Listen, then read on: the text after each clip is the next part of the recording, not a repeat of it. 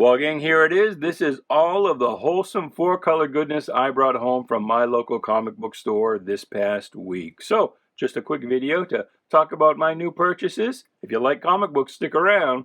We're going to have some fun.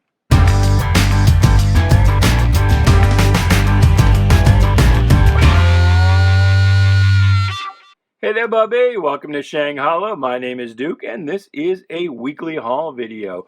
Quick video of all the books that I brought home from my local comic book store this past week. And as always, I invite you to comment down below with what books you got, especially if there is a book that you love that you know came out this past week and you don't see it here. Well, then you know I didn't get it. And, by all means, proselytize me to that book. Maybe I will become a fan of it as well. It's happened before. So, yeah, please like, share, subscribe, do all the groovy things, and definitely comment if you'd like a chance to win this World of Smallville PVC set. Still running the promotion, going to give that away once I get to 247 subscribers. It's right around the corner. I've only got about, 12 or 15 more to go.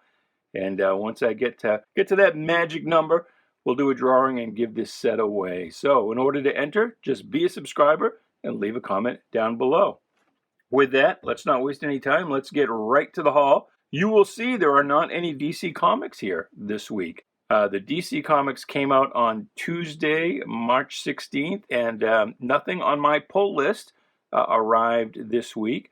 And there wasn't anything new on the shelves that particularly interested me. So, I don't know, I guess the bloom is off the Future State Rose.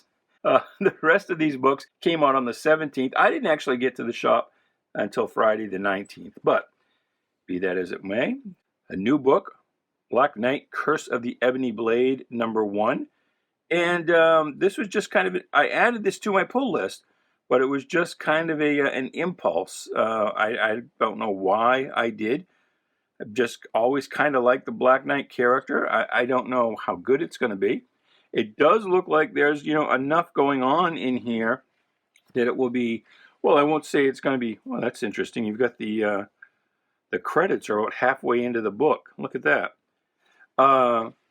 I won't say it's going to be worth $4. Very few comic books are, but it looks like there will be enough going on here that, it'll be somewhat worth my time at least. So there's that book. I will say I'm not real crazy about the new Marvel trade dress here. Of course, I grew up in the era of the Marvel Comics Group banner across the top. This is kind of a Spartan design. I don't really love it. So, I don't know.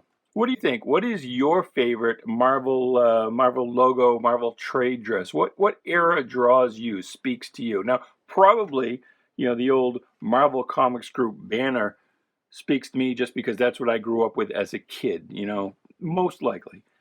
But what do you think? Rather it's the era that you grew up with, and so that's what you're fond of, or because it's just objectively better? What kind of trade dress do you like best on the Marvel books?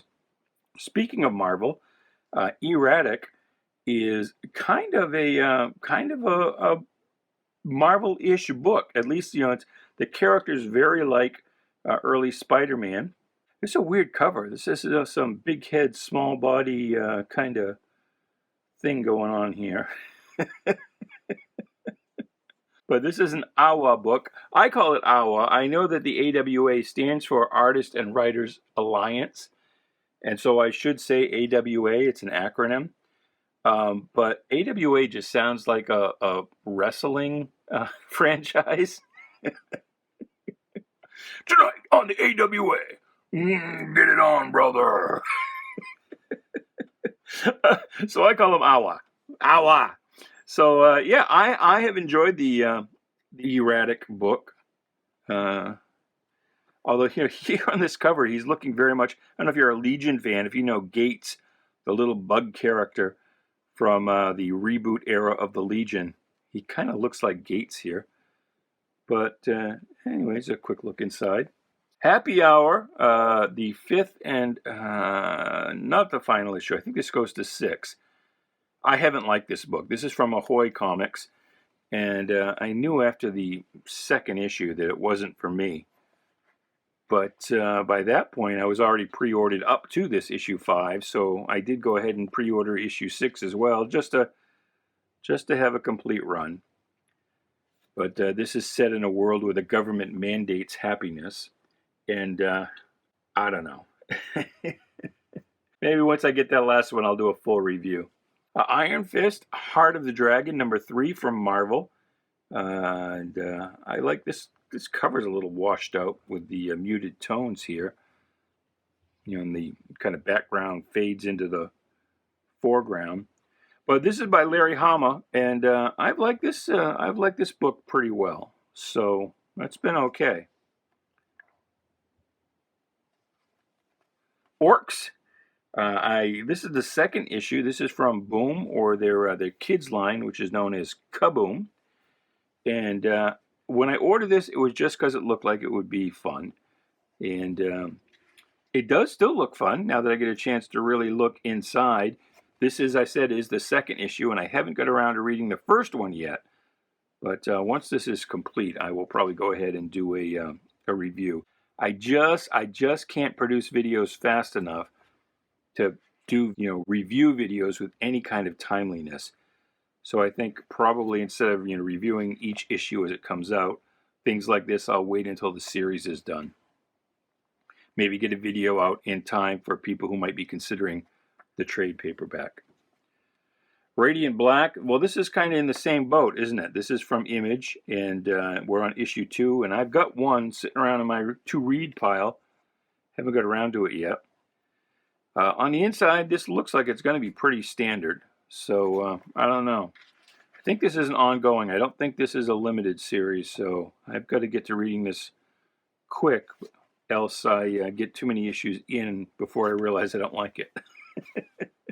Now, so that was actually all the books that came out this week. That was it. That was the complete haul. These last two, these are cases of Diamond finally making good on its screw-ups. Now, kind of making good. I say kind of because Redemption number 2 should have come out this week. It didn't get it, but finally got the number 1 that Diamond shorted us on. I can't remember if they shorted us or if it came in damaged and had to be reordered. This is also from Awa, and this is it's a kind of a Western thing. And I'm looking forward to reading this. This looks like it might be pretty decent. So, I'll look inside if you're considering that.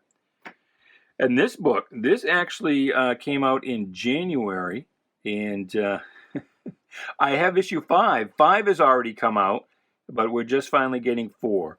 And again, it's been long enough, I can't remember if it was shorted or damaged or what the reason was, but there was some screw-up on Diamond's part.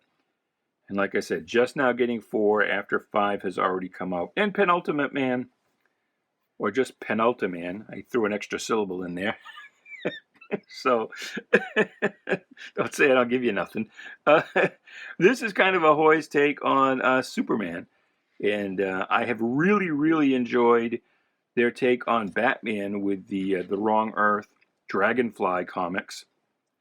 And so that's why I went ahead and ordered Penultiman. And it's pretty good as well. So I think both books are decent because Tom Peyer is involved. And speaking of the Legion, as we did earlier talking about Gates, one of his co-creators, Tom Peyer, is who's responsible for these particular Ahoy books.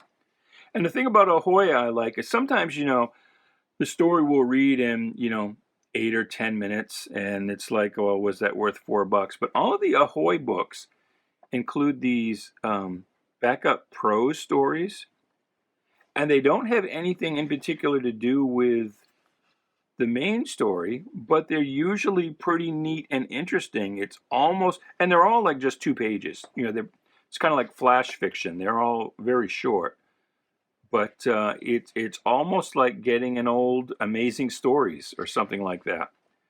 A little bit of wholesome pulp goodness to go along with your wholesome comic book goodness.